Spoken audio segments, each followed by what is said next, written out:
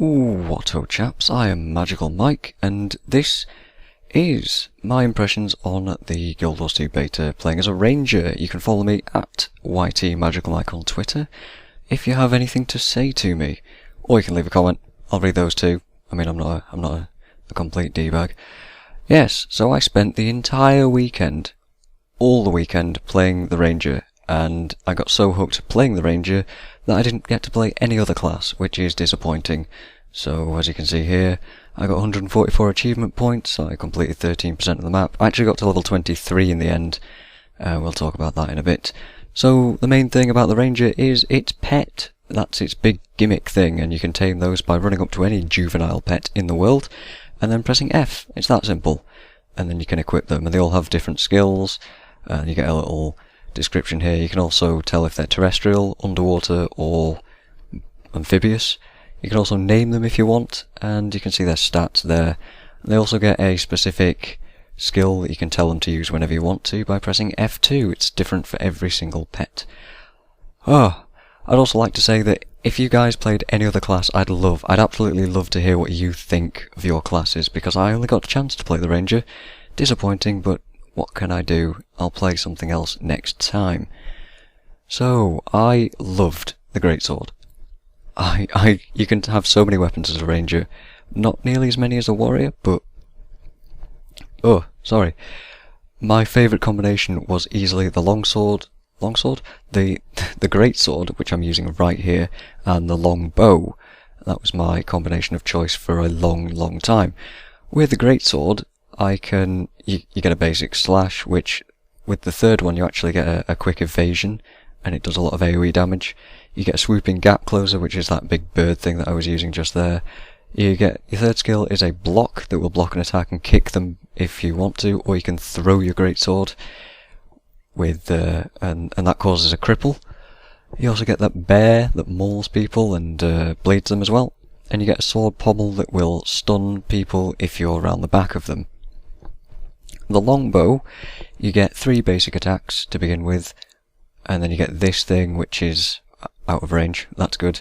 It's a multiple shot kind of thingy. You get this here, which is barrage or barrage, depending on how you want to say it, which cripples and is really satisfying to use. Absolutely love that skill. That's your skill 5.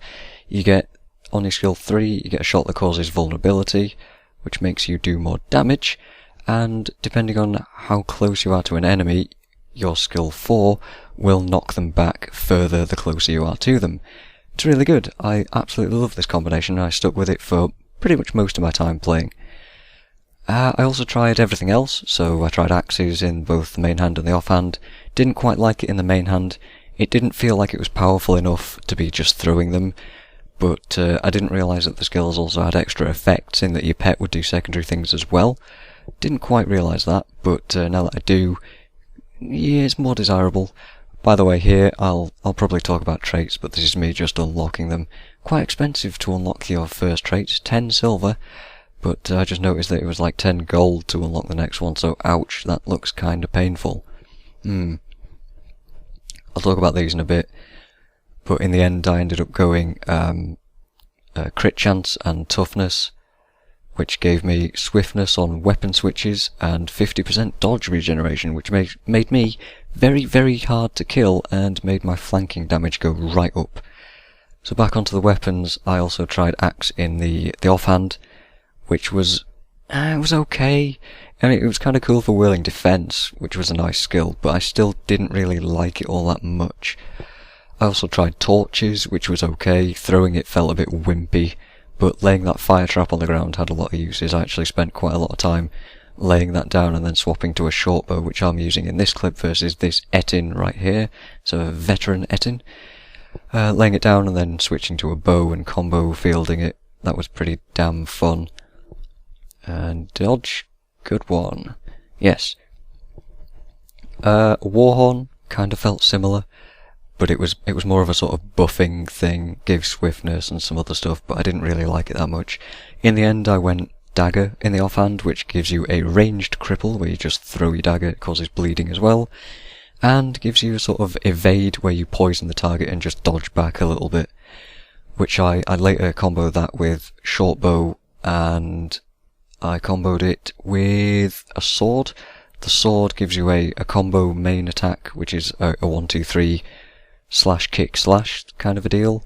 A leap backwards, which turns into a leap forwards back into the fight if you use it again, and it gives you a sort of twist around the enemy, and it sends you to the back of them and dodges more attacks.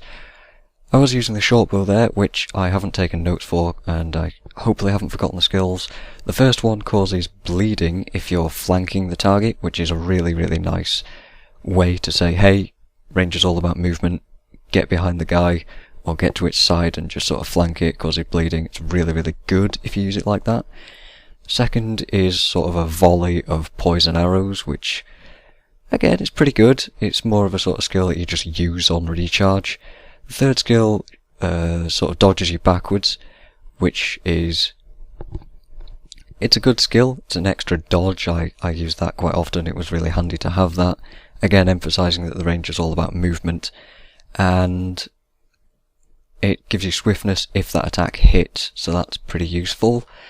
The fourth attack... oh, what did the fourth attack do? I think that just crippled stuff. I'm pretty sure that just crippled stuff. And the fifth attack was... oh yeah, I'm sure it did something with your pet. I think it made its next attack bleed or something. By the way, I'm attacking Grasden the Protector here, which is an interesting little event that pops up if you pop onto this island in the Plains of Ashford. It's a pretty good boss fight, and if you know who Grasden the Protector is, then more power to you. And the fifth bow attack was, if you were flanking, then it would cause daze, and I think it's stunned. I'm not sure, don't quote me on that. A few problems I had, actually, with the sword, with the slash kick slash main attack. With the kick, it actually stopped you from moving. If you were using the greatsword at all, if you were in melee combat with any of the classes, then I know for a fact you need to keep moving at all points to try and dodge attacks and things like that. And if you don't do that, then you're going to take a lot of hits. So here you can see me actually using the sword there. You see that kick? That stops you from moving and sort of makes you vulnerable to an attack right there. So that's not particularly good. I also had a lot of problems with the pet AI. A lot of the time it would actually work out really well, and it would be really, really good, and it would all be handy dandy, but a lot of the times your pet would just die completely randomly. I think that there should be more control with the pets. The AI isn't quite perfected yet, but I did really love having a pet available, and I don't think I mentioned that you can have two at once. You can, so when one dies or when one is about to die, you can just swap it out for the next one and just continue fighting with that. It's really good. By the way, here, this was a really long event that took us across the entire map and ended in us attacking, I think this is Warmaster Titus, or Titus, if you want to pronounce it like that. Quite a difficult fight. See my friends here. I think that's Baradin goes down very quickly. Not Duke Baradin, of course. This is a charcoal Baradin. I think he ends up spending a lot of time on the floor in this fight, which is unfortunate. Oh, some of my slotted skills. I never changed the default heal skill, because I felt that was actually really good on its own. I felt like the worm summoning skill, which is a non-racial, was kind of lackluster. If anything, it caused aggro problems. And my skill 8 right now is a pet skill that will cause it to seek out and help fallen allies, and there he goes down on the floor because a spider came up from behind him.